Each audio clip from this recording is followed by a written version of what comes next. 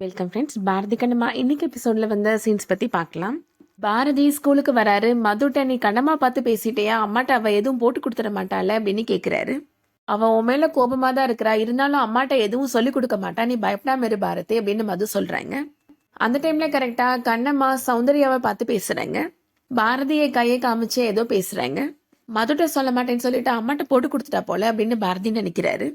இந்த இடத்த விட்டு நைஸா போயிடலாம் அப்படின்னு நகண்டு போக பாக்குறாரு. அந்த டைம்ல கரெக்டா சௌந்தர்யா பாரதி அப்படின்னு கூப்பிடுறாங்க. என்ன பாரதி, நேற்று நடந்த விஷயங்களை பத்தி நீ என்கிட்ட சொல்லவே இல்லை அப்படின்னு கேக்குறாங்க சௌந்தர்யா. அம்மாவோட ரியாக்ஷன் வேற மாறுது, என்ன அரைஞ்சாலும் அரைஞ்சிருவாங்க அப்படின்னு பயந்துட்டு இருக்கிறாரு பாரதி.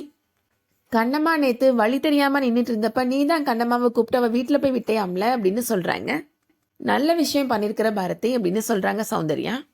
பழைய கோபத்தெல்லாம் மறந்துட்டு அவ கூட மறுபடியும் ஃப்ரெண்ட்ஸ் ஆயிட்டேல, அது வரைக்கும் எனக்கு சந்தோஷம்ப்பா அப்படின்னு சொல்லிட்டு போறாங்க. நல்ல வேளை கண்ணம்மா அம்மாட்ட போட்டு கொடுக்கல அப்படின்னு பாரதி சந்தோஷப்படுறாரு. கண்ணம்மாவை போய் பார்த்து தேங்க்ஸ் சொல்றாரு. அம்மாட்ட நீ என்னை பத்தி போட்டு கொடுத்துருப்பியோன்னு நான் பயந்துட்டு இருந்தேன் அப்படின்னு சொல்றாரு பாரதி. அவசரப்பட்டுலாம் தேங்க்ஸ் சொல்லாத பாரதி அப்படின்னு கண்ணம்மா சொல்றாங்க.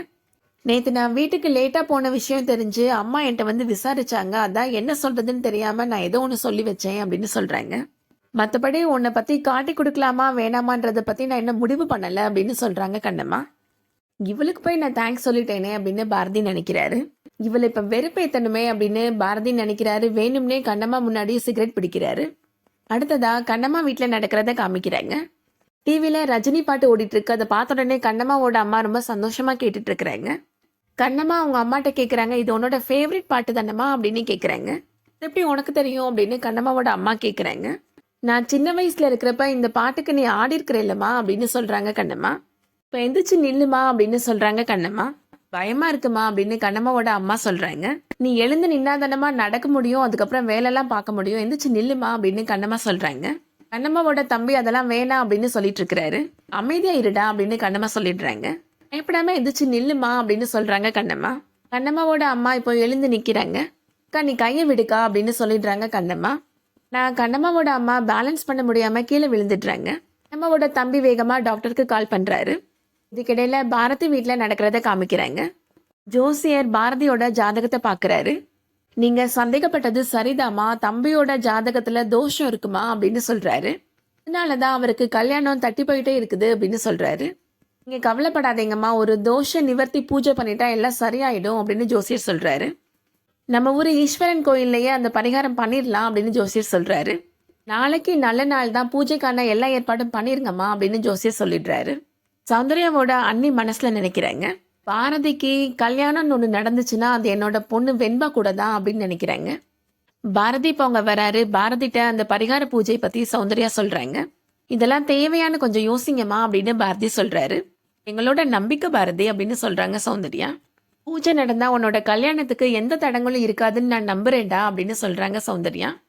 இது கண்டிப்பா செய்யணும் அப்படின்னு சொல்லிடுறாங்க சௌந்தர்யா. கண்ணம்மா அம்மாவை டாக்டர் இப்போ செக் பண்ணி பாக்குறாரு. எதுக்காகங்க இப்படி ரிஸ்க் எடுத்தீங்க அப்படின்னு கேக்குறாரு. கண்ணம்மா வந்ததுக்கு அப்புறம் அம்மாவுக்கு நல்ல இம்ப்ரூவ்மெண்ட் இருக்குதுன்னு நான் தான் சொன்னேன் அப்படின்னு சொல்றாரு. அதுக்குன்னு நீங்களே டாக்டரா மாதிரி அவங்கள எந்திக்க வச்சு ட்ரீட்மெண்ட் கொடுத்துருவீங்களா அப்படின்னு திட்டுறாரு. நல்ல இம்ப்ரூவ்மெண்ட் இருந்துச்சு, ஆனா இப்ப உணர்ச்சி நரம்புகள் எல்லாமே பாதிக்கப்பட்டுருச்சு அப்படின்னு சொல்றாரு டாக்டர். இதுக்காக இப்படி ரிஸ்க் எடுத்தீங்க அப்படின்னு திட்டுறாரு. இதுக்கு மேல அவங்கள எந்திரிச்சு நடக்க வைக்க முடியுன்ற நம்பிக்கையே எனக்கு இல்லை அப்படின்னு டாக்டர் சொல்லிடுறாரு. அவங்க கீழே விழுந்ததுனால பலமா அடிபட்டுருச்சு, ரத்த ஓட்டம் வேற கம்மியா இருக்கு, இனிமே என்னால ஒண்ணுமே பண்ண முடியாது அப்படின்னு டாக்டர் சொல்லிடுறாரு. இனிமேல் என்னால ட்ரீட்மெண்ட்லாம் பண்ண முடியாது, என்ன கூப்பிடாதீங்க அப்படின்னு சொல்லிட்டு போயிடுறாரு டாக்டர். கண்ணம்மாவோட அப்பா இப்போ கண்ணம்மாவை திட்டுறாரு.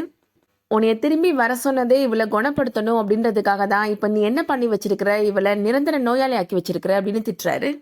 இந்த வீட்டுக்கு நீ வந்த நாளையில இருந்து ஏதாவது நல்லது பண்ணிருக்கிறியா அப்படின்னு திட்டுறாரு.